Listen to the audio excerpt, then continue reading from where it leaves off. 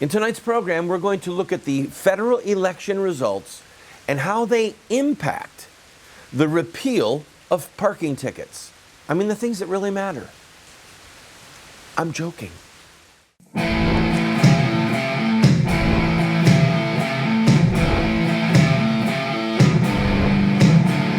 Those who forsake the law praise the wicked. Those who uphold the law resist them. Welcome to the Voice of Resistance. Here's your host, Randall Terry. Wow. What a shakeup. If you were glued to the television like I was and my family was, it was a good night to see control of the U.S. Senate wrenched out of Harry Reid's bumbling, fumbling hands. I truly despise Harry Reid as a politician, and I pray for the mercy of God on his soul. But man, oh man, he is not a good man. But anyway, let's talk about Obama for a minute. We're going to talk about a lot in this program, and at the very end of the show, I'm going to treat you, contrary to our recent tradition of not injecting comedy, I'm going to inject a little bit of comedy at the end of the show. So stay tuned. President Obama, he woke up this morning knowing that he had lost control of the Senate. His party had lost control of the Senate. As of this taping right now, it's 53 to 45 Republicans over Democrats, and there are two states, Alaska and Louisiana, that are still in the unknown column. It looks like Alaska will go to the Republican, and there will be a runoff on December 6th for the Democrat.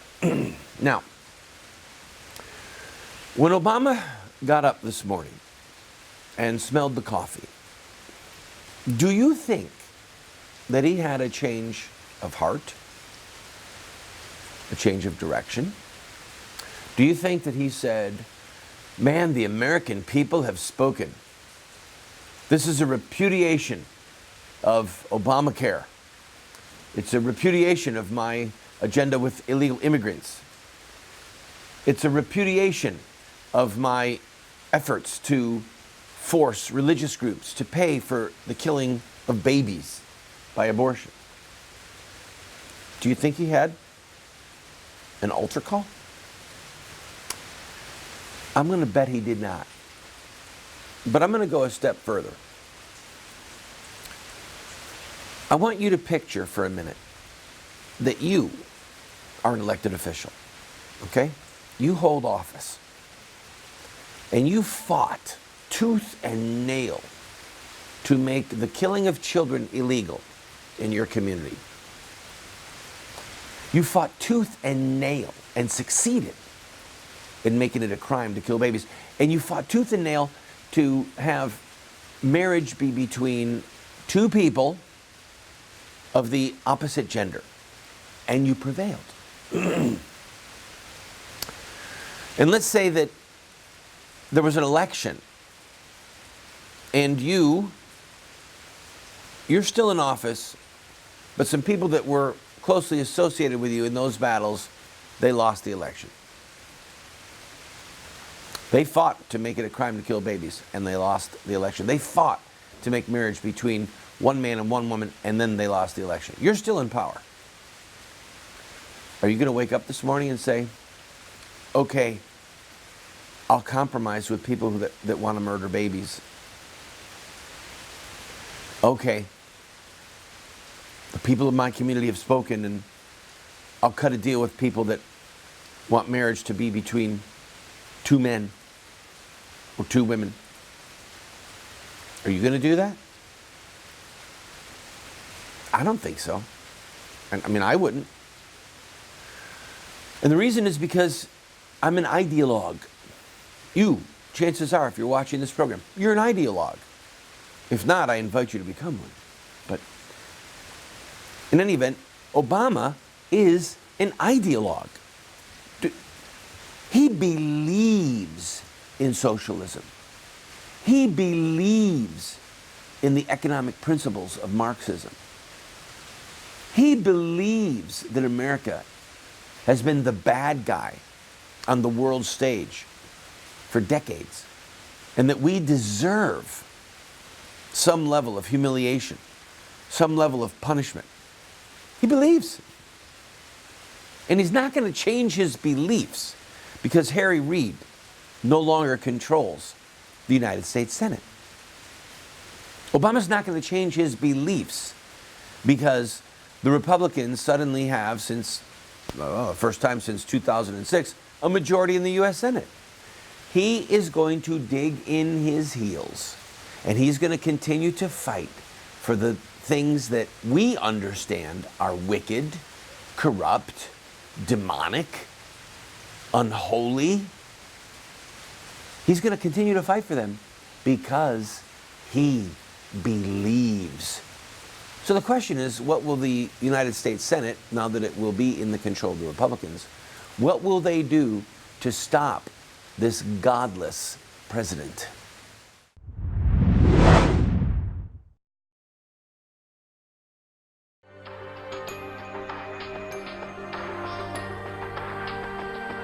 You have two choices. I mean, you can try to raise your children by design, or you will raise them by default. There are no perfect parents. We're going to get it wrong sometimes. If we have a plan, we've got a better chance of getting it right in the long run. There is something deep within the heart of every human being that longs for parental acceptance and approval. When does a boy become a man? Get a group of guys around and ask them that question. I don't think there's a certain age. Some men stay boys their whole life. I would say, 16, 18 years old. Wow, that's a good question. When they get bar mitzvah. Well, I think when he has a child. So I just became at 56, 56 years old. Without the power of the Holy Spirit changing us and giving us power over our sin, we can't hope to be the dads that our kids need us to be.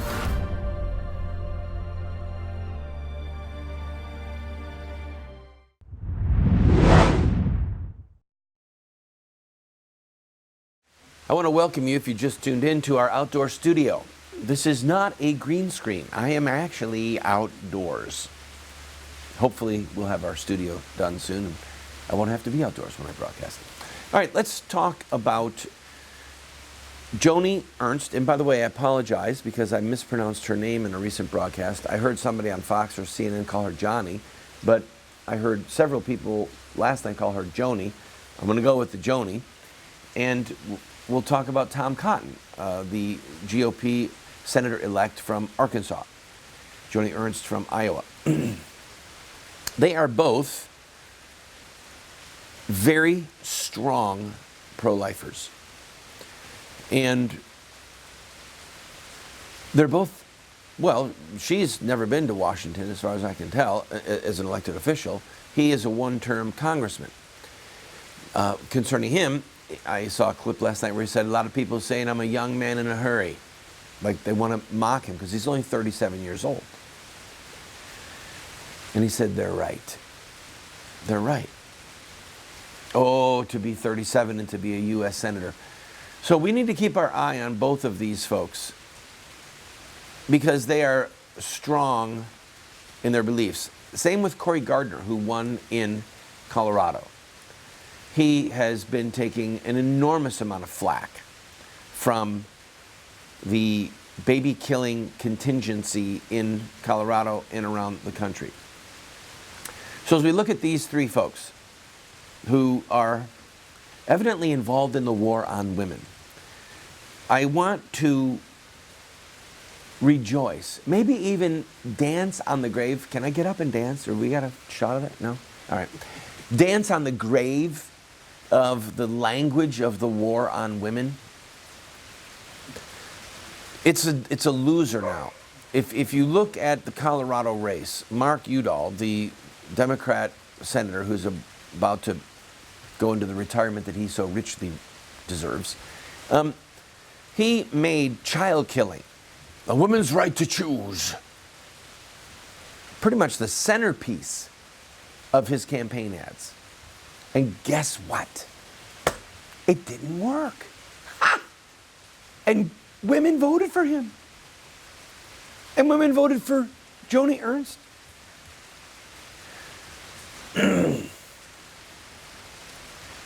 I am thankful that the so-called war on women rhetoric took a butt whooping, a thrashing in last night's election.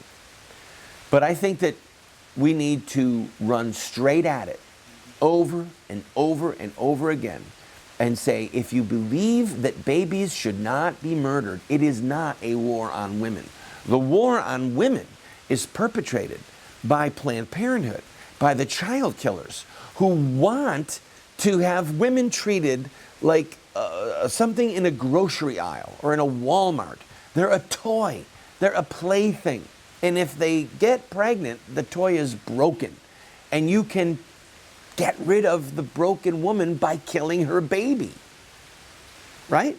You can have your toy restored by killing a child. They are the ones launching the war on women, not pro-lifers. The people that want half of the women the people who want to kill babies, they're the ones launching the war on women because half of the babies killed in the womb are female. They're women. And what makes a woman, all right, is not the ability to murder her offspring. And Mark Udall has learned and shown all of us that this phony baloney war on women nonsense has got no traction, that it's a loser. He lost the election in a swing state, by the way, in a state that is not known for being really conservative. In Iowa, Joni Ernst is the first Republican senator in 30 years.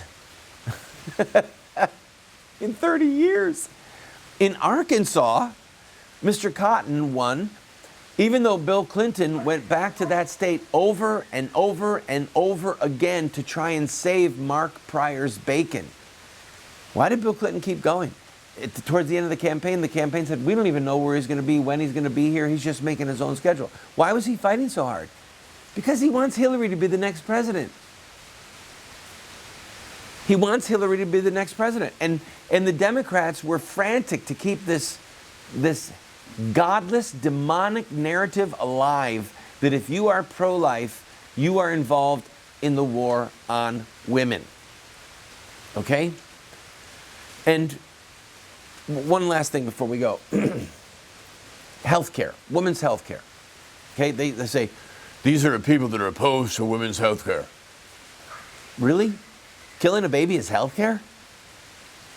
Reaching up into a woman's uterus and destroying her unborn child, a human being made in the image of God. That's healthcare? That's not healthcare. It's murder. And the people who supported murder in a lot of these races found out that there are enough people in this country who have had it with their lies, that they are willing to say, yeah, I'm pro-life. No, it's not a war on women. In fact, you're the one launching the war on women, and we intend to stop you.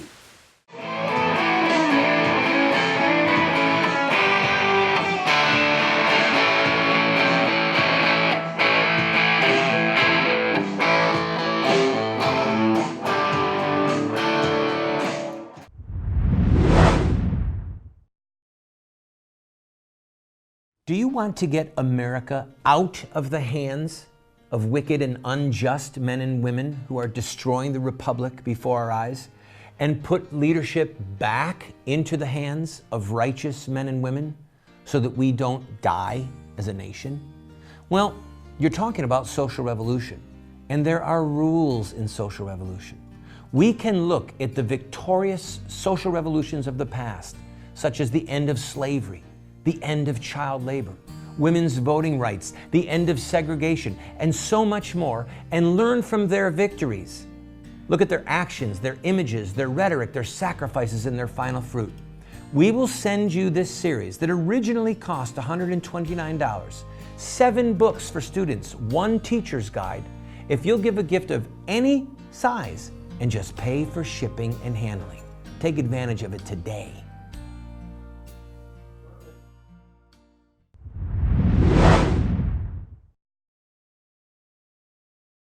All right, let's talk about Mitch McConnell and let's talk about the Republican Party.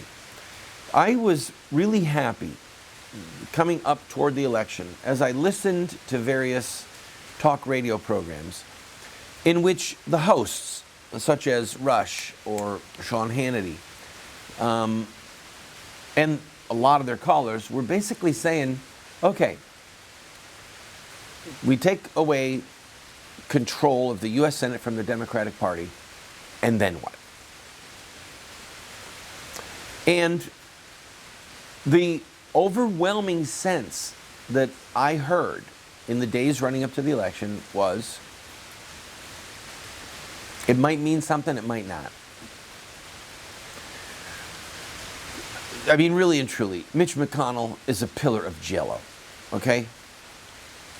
He just is. I'd rather have him be the leader of the U.S. Senate than Harry Reid, but the lesser of two evils is still evil. Mitch McConnell is not our friend, people. You need to know that. So what do we do from here? Well, for those of you who are engaged in the process, if you are in the states where Cotton and Ernst and Gardner and others won, then stay on the phone. Call their offices up. Lobby them. And start off abruptly. In other words, call them and say, I'm so happy that you won, but you have to understand, we sent you to D.C. to do a job. Then that is to stop our slide into the hot place. Repeal Obamacare. Lower our taxes. Stand against ISIS. Stand up for innocent babies that are being butchered. Stand for the sacrament, the covenant of marriage. And don't back down.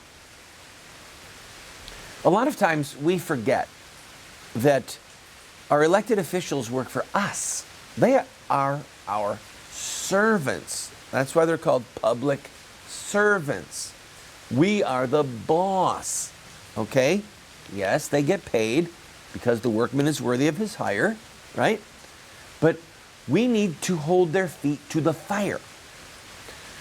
We will develop in the very near future an ability for you to go to our website, voiceofresistance.com, and to send a fax to every senator in the country, every U.S. House member in the country, so that you can just keep the pressure on. If we think that we can just go back to life as usual because the Democrats lost control of the Senate, we're kidding ourselves, okay? Obama is not going to back down 1 inch from his agenda. And the media is now going to try and paint this picture that it's the Republicans who are responsible for gridlock. I saw the beginning of it last night watching some of the CNN commentators. Jay, what's his name? The guy who used to be the president's spokesman, the White House press secretary. He was already spinning the tale. Well, we'll see if the Republicans want gridlock or if they want to get along with the president. Now, this is about us fighting for what is right. Put pressure on these Republican officials. The fight has begun, and it's a fight with members of the Republican Party.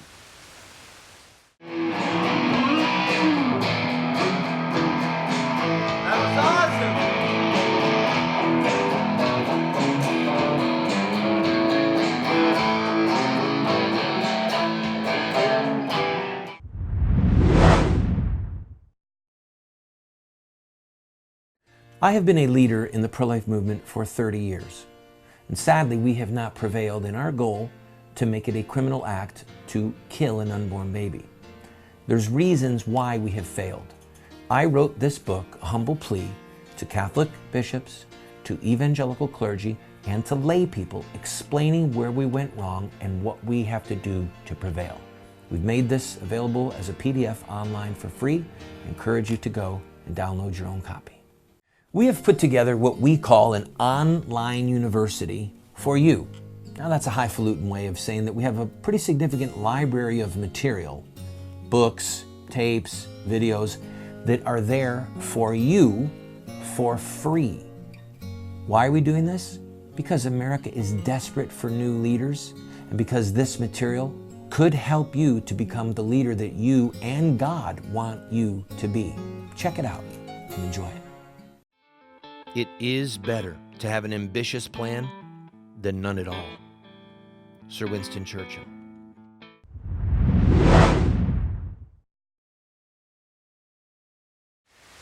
Well, boy, oh boy, this show goes fast. I'm going to play a little comedy song for you that I wrote a little over 4 years ago. And it's a little pitchy, you'll notice, but it's meant to be a spoof song about the Republican Party and how the Christian right keeps falling into their trap. But I'm happy to tell you that many of us are no longer buying it. So this is almost an I told you so song, but not really. But it's fun nonetheless. So this is a spoof song, The Little Red Dress. Hope you enjoy it.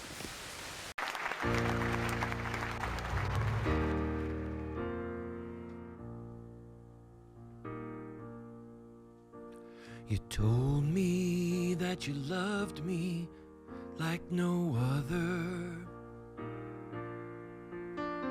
Said you would take me home to meet your mother. You sang me love songs. I turned my back and you were gone. I thought, what did I do? Sat there waiting for you. Thought we could fix whatever went wrong.